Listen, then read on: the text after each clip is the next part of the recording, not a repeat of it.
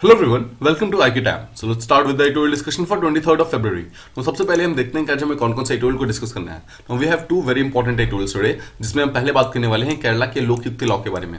Now as you know कि India के अंदर 2013 के अंदर लोकपाल एंड लोकयुक्त नाम का एक लॉ पास हुआ था, जिसके थ्रू करप्शन को फाइट करने की कोशिश की जाती है।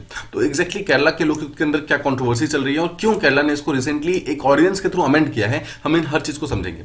And second will talk about Russia और यूक्रेन के बीच में कुछ टेंशन जो है वो यहाँ पर इंक्रीज हो गया है, मतलब ठीक है। तो एग्जैक्टली रशिया ने कुछ यहाँ पर मूव्स वगैरह लिए हैं, उसके कारण यूक्रेन के ऊपर जो टेंशन है वो इंक्रीज हो गया है। तो एग्जैक्टली क्या मूव्स किए हैं और क्या क्या हुआ है, इसके बारे में हम बात करेंगे। Let's move on to the first editorial that we have to talk about. It is about Kerala के लोकयुक्त की कंट्रोवर्सी के बारे में।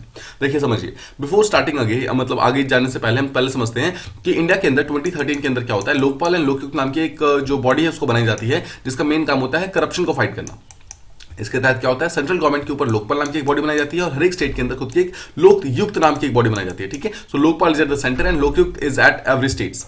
नाउ रिसेंटली ये हुआ है कि केरला ने अपने खुद के लोकयुक्त के अंदर कुछ चेंजेस लाए हैं, अमेंडमेंट्स लाए हैं थ्रू ऑर्डिनेंस। मतलब ऑर्डिनेंस के थ्रू इस चीज को चेंजेस लाने की कोशिश की है। ऑब्वियस सी बात है, देखिए जो अपोजिशन पार्टी है वो इसके अगेंस्ट जा रही है, वो बोल रही है कि आप लोकपाल की पावर्स को छीन रहे हो। बट जो केरला की गवर्नमेंट है, स्टेट गवर्नमेंट है, उनका ये कहना है कि कुछ ऐसे प्रोविजंस थे जो कि इस लोकपाल एक्ट के अंदर अनकॉन्स्टिट्यूशनल थे, हम उसी चीज को यहाँ पर हटा रहे हैं। अगेन समझिए, ऑब्वियस सी बात है, देखिए अगर आप लोकपाल की अगर पावर को छीनोगे तो ऑपोजिशन आपके अगेंस्ट जाएगा, राइट। लेकिन यहाँ पे केरला गवर्नमेंट का ये बोलना है कि कुछ ऐसे प्रोविजंस थे इस पर्टिकुलर एक्ट के अंदर जो कि अनकॉन्स्टिट्यूशनल थे, उसी चीज को हम यहाँ पर हटा रहे हैं। क्या थे वो प्रोविजन क्या था, उसको समझाता हूं मैं आपको। देखिए शॉर्ट में समझिए कि ये लोकपाल एंड लोकयुक्त जो केरला के अंदर था ना, उसके पास कुछ एडिशनल पावर्स थी। पावर्स ये थी कि अगर लोकपाल को ये पता चलता कि एक particular chief minister of the state अगर करप्शन के अंदर मतलब पाया गया है, तो वो बिना किसी फर्दर इंक्वायरी के, मतलब खुद इंक्वायरी करके उसके बाद चीफ मिनिस्टर को रिजाइन करने के लिए बोल सकते थे। अगेन समझिए, चीफ मिनिस्टर को रिजाइन करने के लिए बोल सकता था लोकपाल एक्ट जो है वो, ठीक है। इसी चीज को यहां पर अनकॉन्स्टिट्यूशनल डिक्लेयर करके जो केरला की गवर्नमेंट है उन्होंने इस चीज को बाहर निकाल दिया, मतलब इस चीज को बाहर निकाल दिया, ठीक है। समझते हैं इसको। तो ऑब्वियस बात है, देखिए लोकयुक्त से अगर आप पावर छीन लोगे तो वो अपनी कहीं ना कहीं रिसेंटमेंट शो करेगा। तो सिमिलरली उस तरह लोकयुक्त भी है, अपनी रिसेंटमेंट शो कर रहा है। हल्का सा बैकग्राउंड समझते हैं हम। देखिए जो ये लोकपाल और लोकयुक्त का इशू है ना, वो आज स्टार्ट नहीं हुआ है। वो मतलब नो सिंस लास्ट सेंचुरी, जब से हमने ऑलमोस्ट इंडिपेंडेंस पाया है, तब से ये हमारी कंट्री के बीच में चलता ही आ रहा है। और अगर आप पहली बार देखेंगे तो एडमिनिस्ट्रेटिव रिफॉर्म्स कमीशन, आपने एआरसी रिपोर्ट के बारे में सुना होगा। जो फर्स्ट एआरसी रिपोर्ट था दैट केम इन 1966।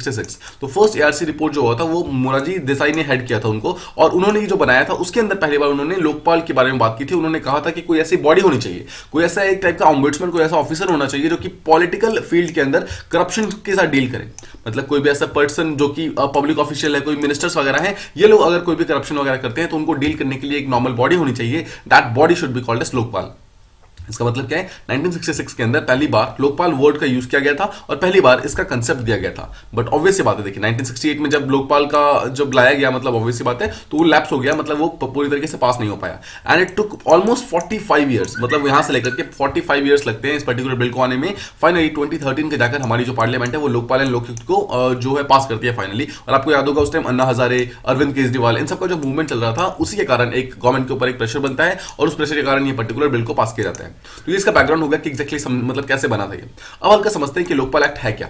देखिए लोकपाल एक्ट को अगर आप शॉर्ट में समझोगे तो लोकपाल एक्ट एक्चुअली लोकपाल जो है यूनियन गवर्नमेंट के लिए, लोकयुक्त जो है हर एक स्टेट के लिए है। इसका मेन एम ये है कि वो कोई भी ऐसा एलिगेशन जो कि करप्शन के लिए आता है, मतलब करप्शन के allegations against any certain public functionaries, जैसे कि कोई भी मिनिस्टर हो गया, कोई भी पब्लिक ऑफिशियल, कोई भी ऑफिसर हो गया, कोई भी ब्यूरोक्रेट हो गया, कोई भी सिविल सर्वेंट हो गया, ये लोग किसी भी तरीके का कोई भी करप्शन करते हैं तो उसके अगेंस्ट प्रॉपर इन्वेस्टिगेशन वगैरह करने के लिए इस पर्टिकुलर बॉडी को बनाया जाता है, ठीक है। मतलब इस पर्टिकुलर बॉडी को बनाया गया है। आई होप आप मेन चीज समझ गए। तो इसका मेन काम क्या है, इसका मेन काम सिर्फ एक है, वो है करप्शन के एलिगेशंस को डील करना और करप्शन से फाइट करना। तो इसका मतलब क्या है, ये टाइप की इन्वेस्टिगेटिव बॉडी है, मतलब ये सिर्फ इन्वेस्टिगेट कर सकती है, किसी भी चीज को प्रॉपरली फाइंड आउट कर सकती है कि एग्जैक्टली क्या हुआ है क्या नहीं हुआ है। अब समझते हैं कि लोकपाल को कौन कौन सी पावर्स दी गई।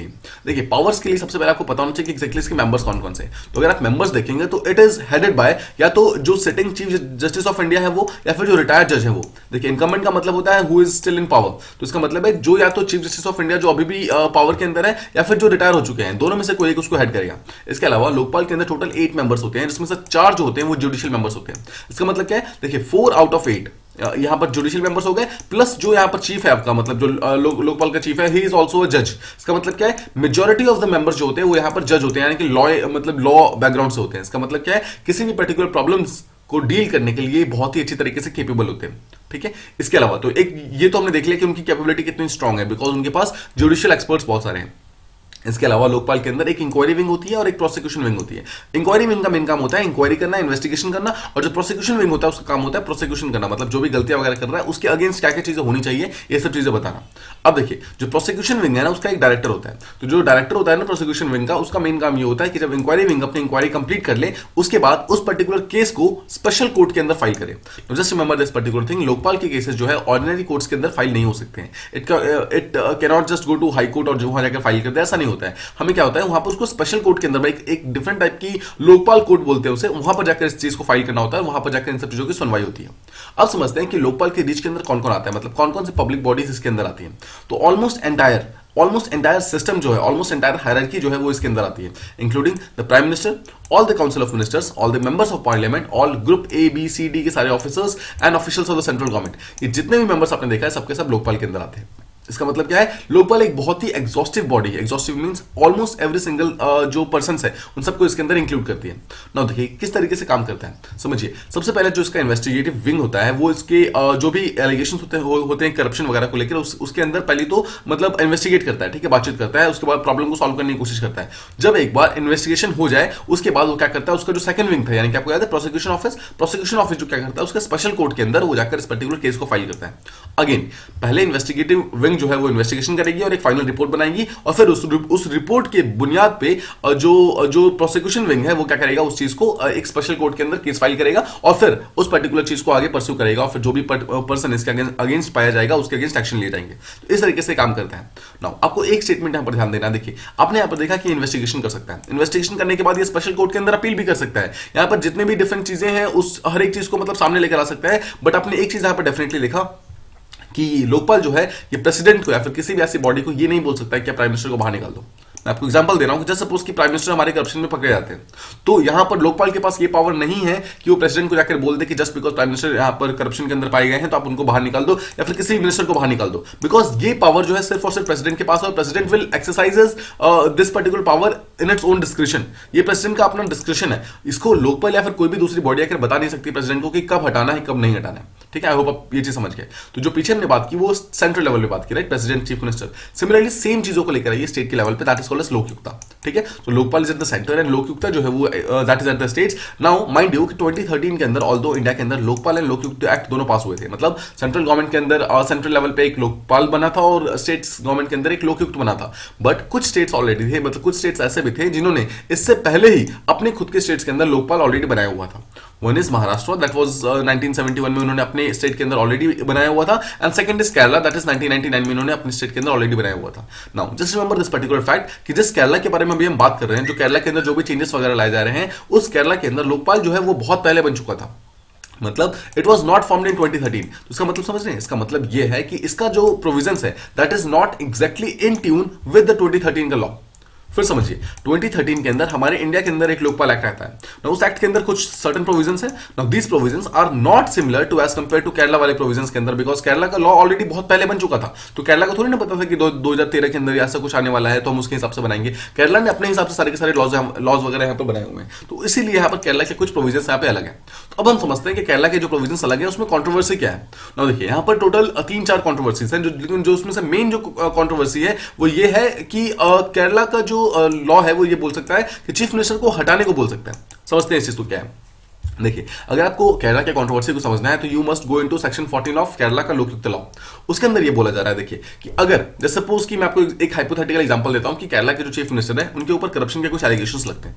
जब एलिगेशन लगते हैं तो क्या करती है जो लोकपाल है यानी जो लोकयुक्त है वो उसके अंदर जाकर वो इन्वेस्टिगेशन कर सकती है। आपको याद है एक इन्वेस्टिगेशन विंग होता है, इन्वेस्टिगेशन विंग जाकर इसके अंदर इन्वेस्टिगेशन करेगा। नाउ इन्वेस्टिगेशन विंग जब यहाँ पर इन्वेस्टिगेशन कर लेगा उसके बाद टेक्निकली उसे क्या करना चाहिए, उसको ये पर्टिकुलर फाइल प्रोसिक्यूशन विंग को देना चाहिए। ठीक है, प्रोसिक्यूशन विंग और प्रोसिक्यूशन विंग जो है वो इस चीज को डायरेक्टली जाकर केस के अंदर फाइल करेगा, मतलब कोर्ट के अंदर केस फाइल करेगा, स्पेशली स्पेशल कोर्ट के अंदर। ये एक नॉर्मल प्रोसीजर था, बट केरला के अंदर थोड़ा सा डिफरेंट लिखा हुआ है। समझते हैं केरला के अंदर लिखा हुआ है कि जस्ट सपोज अगर चीफ मिनिस्टर यहां पर पकड़ा जाता है, ठीक है, कि वो कुछ भी करप्शन कर रहे हैं तो उनके अगेंस्ट पहले तो इन्वेस्टिगेशन होगा, सेम प्रोसीजर। बट जैसे इन्वेस्टिगेशन कंप्लीट होता है और अगर लोकयुक्त यहां पर पूरी तरीके से सेटिस्फाइड है मतलब कि जो भी लोकायुक्त के जो ऑफिसर है वो अगर वो सेटिस्फाइड है कि जो भी कंप्लेन वगैरह है वो बिल्कुल सही है और इन्वेस्टिगेशन के अंदर ये पाया जाता है कि हाँ सच में उन्होंने करप्शन किया है, तो यहां पर वो कोर्ट में जाने की जरूरत नहीं है, डायरेक्टली यहीं पर वो क्या करेंगे, वो उस पर्टिकुलर चीज को लेकर के डिक्लेरेशन क्रिएट करेंगे। मतलब कि यहां पर जैसे उनको पता चला कि ये पर्टिकुलर चीफ मिनिस्टर सच में करप्शन के अंदर पाए गए हैं, तो वहां पर एक डिक्लेरेशन बनाएंगे और वो डिक्लेरेशन वो चीफ मिनिस्टर के पास सेंड कर देंगे and then chief minister will have to accept it and act upon it. What is the meaning of act upon it? He will have to resign. This is the main problem. देखिए यहां पर problem यह है कि केरला का जो law है वो यहां पर मतलब इन्वेस्टिगेशन के बाद में कोर्ट की कोई बात ही नहीं करता है, मतलब वो कोर्ट मतलब केस में जाने की कोर्ट में जाने की बात ही नहीं करता है। जो चीफ मिनिस्टर है उसको अपनी बात कहने का कोई पॉइंट ही नहीं देता है, कोई यहां पर प्लेस नहीं देता है। यहां पर डायरेक्टली बोलता है कि अगर इन्वेस्टिगेशन हो गया और अगर चीफ मिनिस्टर पाया गया तो आपके पास कोई ऑप्शन नहीं होगा, you will have to resign. This is the main problem in Kerala. But actually क्या होना चाहिए, अगर कोई पर्टिकुलर पर्सन इन्वेस्टिगेशन के अंदर गलत पाया भी जाता है तो he should at least be given a chance by prosecution जो डिपार्टमेंट है। उसके बाद वो कोर्ट में जाएंगे, केसेस फाइल करेंगे, उसके बाद अल्टीमेटली जो भी फाइनल जस्टिस होगा उसके हिसाब से उसको डिसीजन लिया जाएगा। बट डायरेक्टली हम किसी भी पर्सन को बाहर निकलने को नहीं बोल सकते, रिजाइन करने को नहीं बोल सकते and at least chief minister of the state को तो बिल्कुल नहीं बोल सकते। This is the main provision, this is the main controversy जो कि केरला के लोग के लॉ के अंदर है। आई होप आपको मेन प्रॉब्लम समझ आ गया। तो यहां पर देखिए क्या है कि अगर बोला जा रहा है कि कोई भी चीफ मिनिस्टर वगैरह अगर मतलब कॉन्ट्रोवर्सी के अंदर पकड़े जाते हैं तो he will have to resign his office, या फिर सिमिलरली कोई अगर दूसरा मिनिस्टर वगैरह है वो भी अगर यहां पर करप्शन के केस में पकड़ा जाता है तो उसको डायरेक्टली कोर्ट वगैरह केस फाइल मतलब नहीं होगा, डायरेक्टली उसको रिजाइन करना होगा। नाउ ये जो प्रोविजन है, this provision does not exist in the Lokpal act जो सेंट्रल गवर्नमेंट के आसपास है या फिर किसी भी दूसरे स्टेट के अंदर जो भी लोकायुक्त बने हुए हैं, किसी के अंदर भी ऐसा नहीं बोला गया है कि डायरेक्टली इन्वेस्टिगेशन के बाद आपको रिजाइन करना होगा। हर एक के अंदर एक प्रॉपर प्रोसीजर है कि इन्वेस्टिगेशन के बाद आप स्पेशल कोर्ट जाएंगे, उसके बाद अगर आपको कोई मतलब गलत पाया गया तो आप रिजाइन कर सकते हैं, बट द पॉइंट इज उससे पहले नहीं कर सकते। समझिए इसी चीज को लेकर ये जो प्रोविजन है ये गलत है और इसके कारण बहुत सारे लीगल एंड कॉन्स्टिट्यूशनल इंप्लीकेशंस है इसके। ना कुछ दो मेन प्रॉब्लम्स हैं। पहले बात तो समझते हैं। देखिए लोकपाल एंड लोकायुक्त तो हमें पता है कि एक टाइप की इन्वेस्टिगेटिव बॉडी है, तो क्या इन्वेस्टिगेटिव बॉडी की इतनी पावर है कि वो हमारे प्राइम मिनिस्टर या फिर चीफ मिनिस्टर को बाहर निकाल सकता है? No, right. एक इन्वेस्टिगेटिव बॉडी जो है उसका काम सिर्फ इतना है कि वो इन्वेस्टिगेट कर सकती है, वो किसी भी एक्स्ट्रा टाइप के डिसीजंस को ले नहीं सकती है। सिमिलरली अगर वो इन्वेस्टिगेशन करता है, अगर वो पर्सन कोई पर्सन अगर गलत पाया जाता है तो ही विल हैव टू मतलब दैट पर्टिकुलर जो ये इन्वेस्टिगेटिव बॉडी है लोकपाल की, उसको एक प्रॉपर प्रोसीजर फॉलो करना होगा, उसको उसके बाद उस मतलब फाइल को सबमिट करना होगा स्पेशल कोर्ट के लिए और special court then finally decide करेगा कि एग्जैक्टली क्या करना है क्या नहीं करना है। You can not directly decide. और अगर आप लोकपाल एंड लोकायुक्त की बात करेंगे तो लोकपाल एंड लोकायुक्त सिंपल एक सिंपल सी इन्वेस्टिगेटिव बॉडी है जिसका एकमात्र फीचर स्पेशल फीचर ये है कि इसको हेड किया जाता है सुप्रीम कोर्ट के चीफ के द्वारा। मतलब इसके अलावा इसके अंदर कोई भी स्पेशल फीचर नहीं है। जितना मर्जी ये कुछ एक टाइप का अलग टाइप की बॉडी हो, but still it is an investigative body only. मतलब इसका मेन काम सिर्फ और सिर्फ इन्वेस्टिगेशन है। इसके पास हाईकोर्ट जैसा पावर नहीं है। हाईकोर्ट के पास पावर होता है कि किसी बॉडी को बाहर निकाल सकता है, मतलब किसी पर्टिकुलर पर्सन को अगर कोई गलत तरीके से पाया जाता है तो उसको रिजाइन करने को बोल सकता है, but the same power is not given to Lokpal and Lokayukta. This is the main thing. पहला तो हो गया ये। सेकंड चीज देखिए, जो हमारे चीफ मिनिस्टर होते हैं he actually holds office during the pleasure of a governor. हमारे आर्टिकल 164 के अंदर ये मेंशन्ड है कि chief minister will hold office at the pleasure of the governor. Similarly all the minister of a state he will also hold office during the pleasure of the governor. अब pleasure of the governor क्या है, वो governor decide करता है। Now this particular pleasure can not B contemplated to any kind of external pressure. मतलब governor के ऊपर कोई अब यहाँ पर एक्सटर्नल प्रेशर नहीं क्रिएट कर सकता है कि आप चीफ मिनिस्टर को बोलो रिजाइन करने को या फिर ना करने को। This is not correct. अब सिमिलरली देखिए, सरकारी कमीशन जो आया था, सरकारी कमीशन टाइप का रिपोर्ट है, उसके अंदर ये सजेस्ट किया गया था कि देखिए गवर्नर जो है, जो एक गवर्नर होता है स्टेट का, वो चीफ मिनिस्टर को तभी निकाल सकते हैं, डिसमिस कर सकते हैं only when he loses his majority. मतलब अगर वो अपनी मेजॉरिटी को साबित नहीं कर पाते हैं हाउस के अंदर और वो रिफ्यूज करते हैं, मतलब वो स्टेप डाउन नहीं करते हैं, तब गवर्नर उनको फोर्सफुली निकाल सकते हैं। इसके अलावा वी डोंट हैव एनी कोई ऐसे सर्कमस्टांसेस जहां पर उसको निकाल सके। देखिए एक और है, हम उसके बारे में बात करेंगे। द पॉइंट इज कि एकमात्र यहां पर जो मेन है वो ये है कि अगर वो मेजॉरिटी लूज कर जाए तभी चीफ मिनिस्टर को निकाला जा सकता है, किसी और तरीके से नहीं। और इस चीज को सुप्रीम कोर्ट ने एक्सेप्ट भी किया हुआ है कि हाँ, हम एक पर्टिकुलर चीफ मिनिस्टर को तभी निकाल सकते हैं जब वो अपनी मेजॉरिटी को लूज कर जाए। और सिमिलरली सेकंड क्या है, सेकंड रीजन देखिए यहां पर ये है कि अगर कोई चीफ मिनिस्टर डिस्क्वालीफाई हो जाए। डिस्क्वालीफाई कैसे होता है, मान लीजिए कि इलेक्शन के बाद ये पता चलता है कि उसके अगेंस्ट कोई भी किसी भी टाइप का क्रिमिनल केस है और जो क्रिमिनल केस है उसकी टोटल इंप्रिजनमेंट यानी कि जेल टर्म 2 साल से ज्यादा है। आपको याद होगा पॉलिटी के अंदर आपने ये चीज पढ़ी होगी कि कोई भी पर्टिकुलर ऐसा पर्सन जिसके जेल टर्म 2 साल से ज्यादा है, मतलब 2 साल से ज्यादा जिसको जेल मिला हुआ है, ही can not fight a election. ये हमारा एक सिंगल एक छोटा सा मतलब रूल है इलेक्शन फाइट करने के लिए। द पॉइंट इज कि अगर कोई पर्टिकुलर मिनिस्टर 2 साल से ज्यादा का जेल मतलब पाया जाता है तो उसके बाद ही उसको डिस्क्वालीफाई किया जाता है। मतलब these are the only 2 reasons. पहला तो रीजन वो है कि अगर वो मेजॉरिटी लूज कर जाए अपने हाउस के अंदर, और सेकंड है उसके 2+ साल का अगर उसको जेल मिल जाए। These are the only 2 cases जहां पर गवर्नर एक पर्टिकुलर चीफ मिनिस्टर को बाहर निकाल सकते हैं। इसके अलावा कोई और मतलब और कोई भी सिनेरियो ऐसा नहीं है, कोई भी ऐसा सिचुएशन नहीं है। सिमिलरली लोकपाल या लोकयुक्त है वो भी यहाँ पर प्रेशराइज नहीं कर सकता है हमारे गवर्नर को कि आप चीफ मिनिस्टर को रिजाइन करने को बोलो। ठीक है, ये हो गया कि chief minister can not be asked to resign जब तक वो मेजॉरिटी मतलब डील कर रहे हैं हाउस के अंदर, मतलब जब तक उनके पास मेजॉरिटी है तब तक उनको बाहर निकाला नहीं जा सकते हैं। सिमिलरली देखिए, अगर आप गवर्नर की बात करेंगे, गवर्नर एक बहुत ही हाई कॉन्स्टिट्यूशनल अथॉरिटी है, ही कैन नॉट बी कंपेल्ड। आप उनको फोर्स नहीं कर सकते, ना ही लोकपाल ना ही लोकयुक्त, किसी भी तरीके से आप उनको फोर्स नहीं कर सकते कि आप एक पर्टिकुलर मैनर में काम करो, आप इस पर्टिकुलर पर्सन को बाहर निकाल दो फिर इसको बाहर निकाल दो। ऐसा हम नहीं कर सकते सिंपल वर्ड्स में। ठीक है, आप देखो सिमिलरली ऐसा कोई भी ऐसा वो नहीं है, कोई भी ऐसा एजेंसी आज तक लॉ के द्वारा नहीं बनाया गया है। हमारी लॉ ने ऐसा कोई भी मतलब किसी बॉडी को इतनी पावर नहीं दी है कि वो हमारे गवर्नर को जाकर ये बोलना स्टार्ट कर दे कि आपको ये करना है ये नहीं करना है। Governor will act in his own description, या फिर governor will act on the advice of the central government.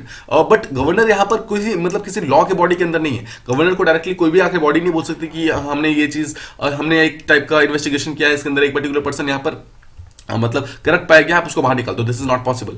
अगर ऐसा होगा तो this will be violation of the constitution और ये चीज सही नहीं होगी। ठीक है, समझिए इस चीज को। यहाँ पर फाइनली ऑथर ये बोलते हैं कि सेक्शन 14 था, ये पूरी तरीके से कहीं ना कहीं लीगल इन्फॉर्मिटीज को मतलब वो कर रहा था, हवा दे रहा था। मतलब कि ये चीज सही नहीं थी, ये लीगली गलत थी, इसलिए ये सही है। दिस इज प्रॉपर कि गवर्नमेंट इसको रिविजिट कर रही है और इस चीज को प्रॉब्लम को सॉल्व करने की कोशिश कर रही है। बट ऑब्वियसली इसको अभी तक सिर्फ ऑर्डिनेंस से पास किया गया है, इसको अभी तक असेंबली के अंदर लाया नहीं गया है। Soon it will be brought into the assembly और उसको प्रॉब्लम को सॉल्व किया जाएगा। देखिए, एक तो हमने ये बात की कि जहां पर आप चीफ मिनिस्टर को ऐसे ही बिना किसी बात के जब तक कि मतलब आप उसको स्पेशल कोर्ट के अंदर एक हियरिंग नहीं देते तब तक उसको निकाल नहीं सकते। कुछ और भी प्रोविजंस यहाँ पे हैं ऐसे जो कि मतलब कहीं ना कहीं प्रॉब्लम क्रिएट करते हैं, और वो भी अगर आगे जाकर स्क्रूटनी होगा तो वो भी बाहर हो जाएंगे। पहली चीज तो देखिए, जितने भी पॉलिटिकल पार्टी के मेंबर्स हैं, जितने भी ऑफिस बेयरर्स हैं पॉलिटिकल पार्टीज के, they are also covered under this public servant का जो पॉइंट है केरला के अंदर। देखिए, ये सब हम केरला के रिस्पेक्ट में बात करते हैं। सो केरला का जो लोकयुक्त लॉ है उसके अंदर जितने भी पॉलिटिकल पार्टीज के मेंबर्स हैं उनको भी पब्लिक सर्वेंट बोला जाता है। नो अगेन समझिए, लोकपाल एंड लोकयुक्त लॉ के अंदर बोला हुआ है कि वो सारे के सारे पब्लिक सर्वेंट जो कि करप्शन करते हैं उनके अगेंस्ट डिसीजंस लिए जा सकते हैं लोकपाल के द्वारा। ठीक है, मतलब उनके अगेंस्ट एक्शन लिए जा सकते हैं। The point is, but political party को यहां पर पब्लिक मेंबर नहीं बोल सकते हम लोग। सोचिए ना, कोई भी ऐसा पर्सन जो कि एक पर्टिकुलर पॉलिटिकल पार्टी के लिए नारे लगा रहा है, क्या वो पब्लिक सर्वेंट हो गया? नहीं, पब्लिक सर्वेंट एक वो हाई फंक्शनरी होता है जो कि पब्लिक के लिए काम करता है, जैसे कि कोई मिनिस्टर हो गया, कोई ब्यूरोक्रेट हो गया, they are the public servants. एक पॉलिटिकल पार्टी का मेंबर जो ऑफिस बेरर जो he can not be a simple सा पॉलिटिकल पार्टी के मेंबर हो गया तो वो पब्लिक सर्वेंट नहीं होने वाला है, राइट? पब्लिक फंक्शनरीज कौन से होते हैं? मिनिस्टर्स होते हैं, लेजिस्लेटर्स होते हैं, ये सब होते हैं। तो आप एक पॉलिटिकल पार्टी के काम करने वाले को आप मतलब इतना ऊपर का दर्जा प्रोवाइड नहीं कर सकते। सेकंड चीज देखिए, जितने भी बाकी लोग होते हैं ना, मतलब जो भी पब्लिक सर्वेंट हो गए, उनके अलावा जितने भी लोग होते हैं उनके लिए ऑलरेडी एक लॉ प्रेजेंट है। We already have a act called prevention of corruption act. इस पर्टिकुलर पीसीए एक्ट के अंदर हम ऑलरेडी इन पब्लिक बेरर्स को काम करते हैं, मतलब office bearers of political parties को इसके अंदर इंक्लूड किया जाता है। तो पॉइंट इज इसको हमें फिर लोकपाल के अंदर इंक्लूड करने की जरूरत नहीं है। फर्स्ट चीज तो आप ये समझ गए, ठीक है? तो इसलिए सबसे पहली बात तो ये कि लोकयुक्त लॉ मतलब का जो एक्ट है उसके अंदर जो पब्लिक सर्वेंट का डेफिनेशन है उसके अंदर से आपको पॉलिटिकल पार्टी के ऑफिस बेरर्स को निकालना होगा। सेकंड चीज देखिए, लोकयुक्त का जो रिपोर्ट्स वगैरह है उसके बारे में भी एक यहाँ पर बात की जाती है। अब यहाँ पर एक बहुत ही और सीरियस कॉम्प्लिकेशन यह है कि केरला के लोकयुक्त लॉ के अंदर एक और चीज यहाँ पर लिखी गई। देखिए, यहाँ पर बोला जाता है कि मान लीजिए कि किसी भी एक कॉम्पिटेंट अथॉरिटी कोई जैसे मान लीजिए चीफ मिनिस्टर है, तो अगर चीफ मिनिस्टर के अगेंस्ट कोई भी करप्शन के एलिगेशन पाया जाता है, ठीक है, तो जो लोकपाल है वो उसके अगेंस्ट इन्वेस्टिगेशन करेगा। अब इन्वेस्टिगेशन करने के बाद क्या करेगा वो, जैसा हमने पीछे देखा कि उसके अंदर लिखा हुआ है कि वो डायरेक्टली उसको एक रिपोर्ट भेजेगा, एक रिपोर्ट भेजेगा उस पर्टिकुलर चीफ मिनिस्टर को कि आपके अगेंस्ट ये पर्टिकुलर करप्शन के केस पाए गए हैं। नाउ चीफ मिनिस्टर को क्या करना होगा, यहाँ पर रिजाइन करना होगा। ये इसके अंदर लिखा हुआ है, राइट? इसी चीज को यहाँ पर हटाया गया है। द पॉइंट इज देखिए, अभी तक बोला गया था कि रिजाइन करना है, बट अगर वो पर्टिकुलर पर्सन मतलब जैसे चीफ मिनिस्टर अगर वो रिजाइन कर देता है तो यहां पर जो लोकपाल है वो इस चीज को ड्रॉप कर देगा, मतलब इस पर्टिकुलर केस को ड्रॉप कर देगा। फिर समझते हैं, देखिए क्या ये चीज ड्रॉप करना सही है? अगेन देखिए, मान लीजिए कि चीफ मिनिस्टर यहां पर अगर पाया गया है करप्शन के स्कैंडल के अंदर, तो जो इन्वेस्टिगेटिव बॉडी है वो यहां पर इन्वेस्टिगेट करेगा। उसके बाद इस चीज को यहां पर क्या करना है, उसके पास एक कॉम्पिटेंट अथॉरिटी के पास भेजेगा, मतलब जो भी आपका चीफ मिनिस्टर उसके पास भेजेगा और चीफ मिनिस्टर यहां पर रिजाइन कर देगा। बट रिजाइन करने के बाद यहां पर बोला गया है कि वो केस को क्लोज कर देगा। क्या यहां पे क्लोज केस कर सकता है, मतलब केस को क्लोज कर सकता है क्या लोकपाल? देखिए, यहां पर लोकपाल के पास कोई पावर नहीं है केस को क्लोज करने की, बिकॉज यहां पर जो ये लोकपाल है वो सिर्फ एक टाइप का इन्वेस्टिगेटिव बॉडी है। उसके पास इस पर्टिकुलर क्रिमिनल केस जो कि क्राइम करप्शन केस है उसको बंद करने की जरूरत नहीं है। बिकॉज देखिए, यहां पर अगर एक पर्टिकुलर पर्सन सच में करप्शन के अंदर पाया गया है तो करप्शन के अंदर सिर्फ उसका ये पनिशमेंट नहीं था कि उसको अपने ऑफिस से हटना पड़ेगा। पनिशमेंट एक्चुअली ये थी कि he will have to face a jail term of 3 to 7 years। Now Lokpal इसको ये बचा नहीं सकते इस चीज से। देखिए जो 3 से 7 साल का जो जेल टर्म है वो उसको भोगना ही पड़ेगा अगर एक पर्टिकुलर पर्सन ने करप्शन फाइल की है। तो we have provision of jailing of 3 to 7 years, मतलब 3 से 7 साल का।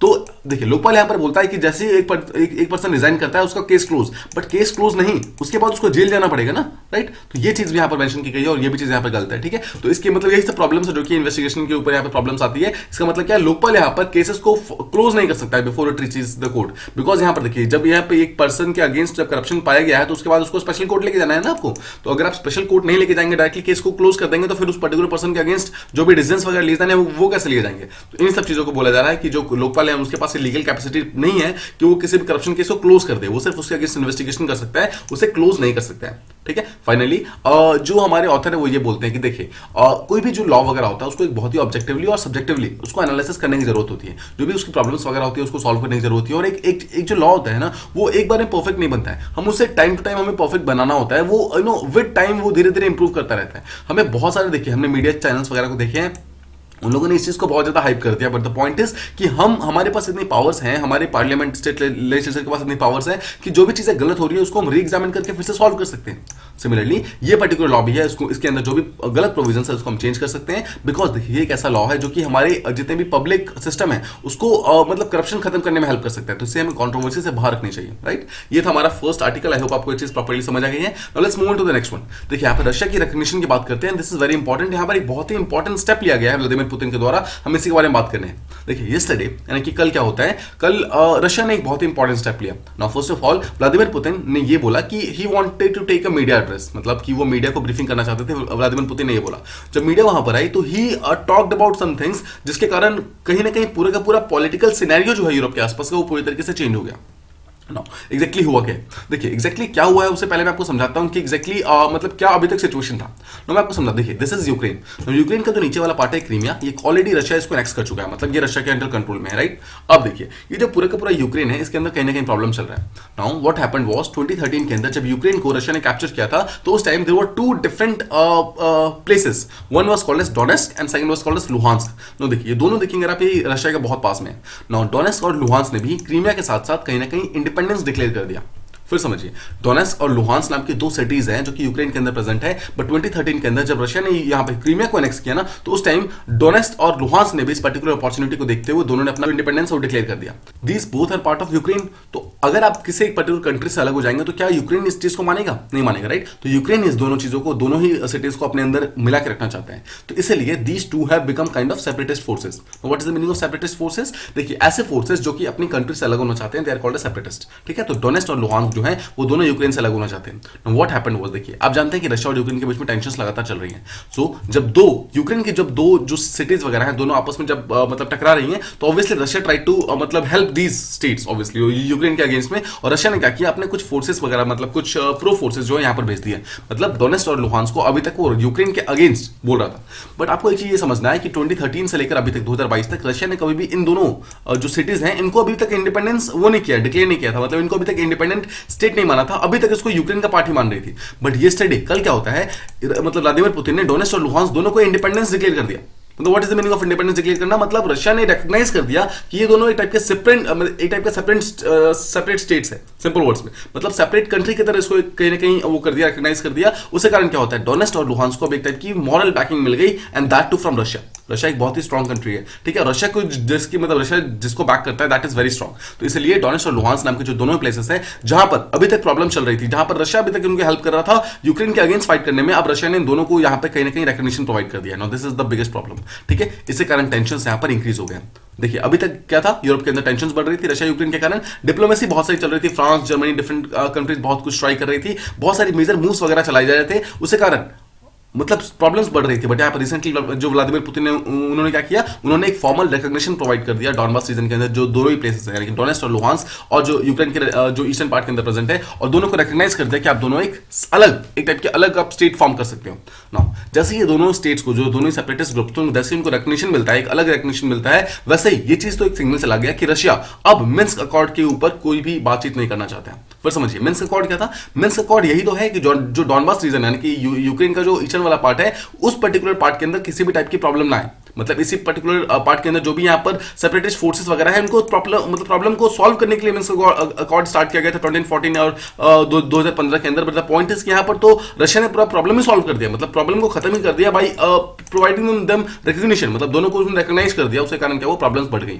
अब क्या हुआ, देखिए रशिया ने सबसे पहले क्या किया, डोनेट्स्क और लुहांस्क नाम के जो दोनों प्लेसेस हैं उनको रिकग्निशन प्रोवाइड किया। जैसे रिकग्निशन प्रोवाइड किया कि तो वैसे ही दोनों के यहाँ पर जो सेपरेटिस्ट फोर्सेस थे वो कहीं ना कहीं देखिए रशिया की तरफ हो गए, राइट। अब जैसे ही रशिया की तरफ होते हैं तो वैसे ही रशिया ने इन दोनों ही फोर्सेस को यूज करके, मतलब दोनों ही प्लेसेस को यूज करके अपने खुद के ट्रुप्स को इस रीजन के अंदर इंक्लूड कर दिया।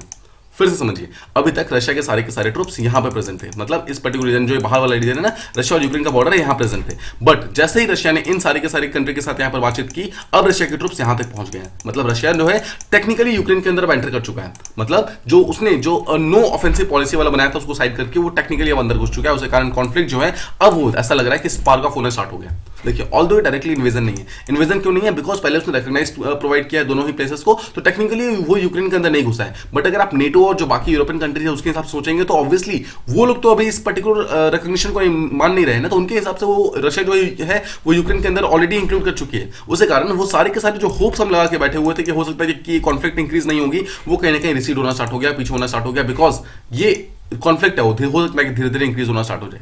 अब देखिए नेटो क्या करेगा, नेटो के पास नेक्स्ट ऑप्शन ये है कि वो चुपचाप बैठेगा, बातचीत करेगा, नेगोशिएशन सॉल्व करने की कोशिश करेगा, रशिया के साथ डील साइन करने की कोशिश करेगा कि आप पीछे चले जाओ, बट लेट्स सी कि एग्जैक्टली क्या होता है। बट हमें यहाँ पर इसको देखना होगा कि एग्जैक्टली नेटो यहाँ पर क्या करता है। अगर आप बैकग्राउंड समझेंगे एग्जैक्टली प्रॉब्लम्स कहाँ हुई है, तो कहीं ना कहीं नेटो का जो एक्सपेंशनिस्ट पॉलिसी है वो इस चीज के लिए बहुत बड़ी जिम्मेदार है।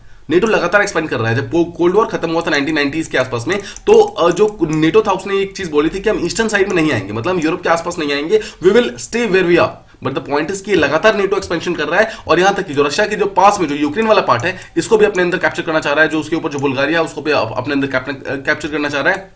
एंड सिमिलरली जो नीचे की तरफ जॉर्जिया है इसको भी अपने अंदर कैप्चर करना चाह रहा है। द पॉइंट इज कि रशिया के आसपास के जितने भी नेबर्स हैं उन सबको नेटो अपने खुद के मेंबर्स के अंदर मतलब बुलाना चाह रहा है, उन सबको अपना खुद के मेंबर बनाना चाह रहा है। इसी चीज के अगेंस्ट रशिया यहाँ पर फाइट ऑफ कर रहा है और फाइट ऑफ करते करते रशिया कहीं ना कहीं काफी आगे निकल चुका है। ठीक है, इसी को समझना होगा। नाउ ऑथर के द्वारा ये बोला जाता है कि the ball is now in the court of USA and it's European allies. जो यूएसए और जो आसपास की यूरोपियन कंट्रीज है उनके पास बॉल है, they will have to decide कि एग्जैक्टली क्या करना है। क्या रशिया के ऊपर सैंक्शंस लगाने हैं, क्या उनके अगेंस्ट मिलिट्री एक्शन यानी क्या वॉर क्रिएट करना है, या फिर वापस डिप्लोमेटिक टेबल पर जाकर बातचीत करनी है, रशिया के साथ प्रॉब्लम को सॉल्व करने की कोशिश करनी है। एग्जैक्टली क्या करना है इस चीज को मतलब सॉल्व करना इंपॉर्टेंट है। इंडिया के ऊपर क्या इसके इंपॉर्टेंस है, इंडिया के ऊपर क्या रेमिफिकेशंस है इसके, समझते हैं। देखिए इंडिया जो है लगातार इस प्रॉब्लम को सॉल्व करने की कोशिश कर रही है थ्रू अ टाइप के डिप्लोमेटिक स्टेटमेंट के थ्रू, मतलब डिप्लोमेटिकली इस प्रॉब्लम को सॉल्व करने की कोशिश कर रही है। अगर आप समझेंगे कि जो टेंशंस वगैरह इंडिया के सामने आ गए हैं ना रशिया के, बहुत ही गलत टाइम पे आ गए। देखिए समझिए, अभी जो हमारे एक्सटर्नल अफेयर्स मिनिस्टर है वो फ्रांस गए हुए हैं, राइट, जो जर्मनी गए हुए हैं, वहां पर जाके अलग अलग जगहों पर वो इंडो पैसिफिक के बारे में बात करना चाहते हैं। मतलब हमारे एक्सटर्नल अफेयर्स मिनिस्टर वो गए हुए हैं जर्मनी, फ्रांस, और वहां जाकर वो इंडो पैसिफिक के ऊपर बात करना चाहते हैं। बट द पॉइंट इज कि एंटायर कॉन्वर्सेशन जो है वो रशिया के एक्शन के ऊपर हो रहा है। मतलब वो बात करना चाह रहे हैं कि इंडो पैसिफिक को हम किस तरीके से प्रमोट कर सकते हैं, बट द प्रॉब्लम इज कि जो जर्मनी और फ्रांस है वो लगातार रशिया के ऊपर बात कर रहा है कि एक्जैक्टली रशिया को कैसे स्टैंड डाउन करें, कैसे इन प्रॉब्लम को सॉल्व करें। इसके अलावा पाकिस्तान का प्राइम मिनिस्टर जो इमरान खान है वो भी यहाँ पर रशिया गए हैं रिसेंटली बातचीत करने के लिए, जहां पर देखा गया है 20 साल के अंदर कोई पहला पाकिस्तान का जो प्राइम मिनिस्टर है वो यहाँ पर जा रहा है। द पॉइंट इज कि न्यू दिल्ली जो है यानी कि जो इंडिया है वो इस चीज को बहुत ही क्लोजली चेक कर रहा है कि रशिया और पाकिस्तान आपस में कौन से डील्स वगैरह साइन करते हैं। लेकिन ये टाइमिंग्स अगर आप देखेंगे टाइमिंग्स बहुत ही गलत है। रशिया और यूक्रेन का टेंशंस एक ऐसे टाइम में हो रहा है, रशिया का जो यहाँ पर ऑफेंसिव पॉलिसी वो ऐसे टाइम में आ रही है जिस टाइम इंडिया लगातार S-400 मिसाइल सिस्टम रशिया से ले रहा है। अब देखिए S-400 मिसाइल सिस्टम एक ऐसी मिसाइल सिस्टम है जो कि इंडिया को बहुत ज्यादा कैपेबल बना सकता है। बट द पॉइंट इज कि इस पर्टिकुलर चीज को लेने के कारण कहीं ना कहीं यूएसए जो है वो हमारे ऊपर कार्सा के अंदर जो एक सैंक्शंस वगैरह है वो भी इंपोज कर सकता है। तो कार्सा के ऊपर क्या हमारे ऊपर सैंक्शंस इंपोज होंगे या फिर नहीं होंगे, इन सब चीजों को फाइल करने के लिए इंडिया जो है काफी ज्यादा एंग्जियस है, मतलब प्रॉब्लम को सॉल्व करने के लिए। एज अ रिजल्ट इंडिया ने भी कुछ दिनों पहले, आपको याद होगा, यूएन सिक्योरिटी काउंसिल के अंदर एक स्टेटमेंट दिया था जहां पर उसने बोला था कि हमें सारी प्रॉब्लम्स को डिप्लोमेसी और डी एस्केलेशन के थ्रू प्रॉब्लम को सॉल्व करना है। जहां पर इंडिया ने कोई भी जो व्लादिमीर पुतिन के जो भी अनाउंसमेंट वगैरह था उसके अगेंस्ट कोई भी क्रिटिकल कमेंट नहीं किया। देखिए अगर नहीं किया इसका मतलब क्या है, इंडिया यहाँ पर इंडिया जो यूएसए है और जो यहाँ पर रशिया है दोनों को साथ में लेकर चलना चाहता है, दोनों के साथ में किसी के साथ भी अपने रिलेशनशिप को खराब नहीं करना चाहता है। इसी चीज के कारण यहाँ पर इंडिया को देखिए अभी बहुत ही फूक फूक के कदम रखना होगा, बिकॉज इंडिया एक बहुत ही डिफिकल्ट पोजीशन में है राइट नाउ। इंडिया ना ही यूएसए को चूज कर सकता है ना ही रशिया को चूज कर सकता है। बट द पॉइंट इज कि लगातार रशिया के ऊपर जो रशिया का जो टेंशन है वो लगातार इंक्रीज हो रहा है, उसके कारण इंडिया के जो खुद के इंटरेस्ट है कहीं ना कहीं वो वायलेट हो रहे हैं। तो ये थे हमारे दोनों आर्टिकल्स। आई होप आपको दोनों आर्टिकल्स प्रॉपर्ली समझ आ गए होंगे। If you like the video please do like share and subscribe and thank you so much for listening.